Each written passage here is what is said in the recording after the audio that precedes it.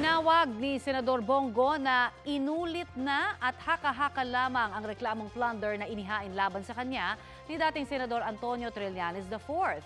Kwestiyon ni Go ang timing ng paghahain ng reklamo ni Trillanes lalo na't may eleksyon sa 2025. Giit ni Go, hindi niya sinasamantala ang kanyang posisyon sa gobyerno para makakuha ng proyekto ang negosyo ng kanyang pamilya. Dinedepensahan din ni Go si dating Pangulong Rodrigo Duterte na inireklamo rin ng plunder ni Trillanes.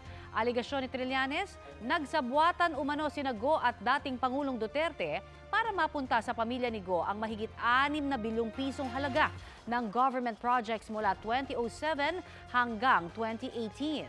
Sabi ni Trillanes, ngayon lamang siya nagsampa ng reklamo dahil hindi raw magiging patas ang justice system sa ilalim ng administrasyong Duterte.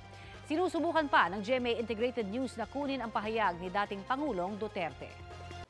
Kapuso, para sa mga maiinit na balita, mag-subscribe sa GMA Integrated News sa YouTube. Sa mga kapuso naman abroad, subaybayan nyo kami sa GMA Pinoy TV at sa www.gmanews.tv.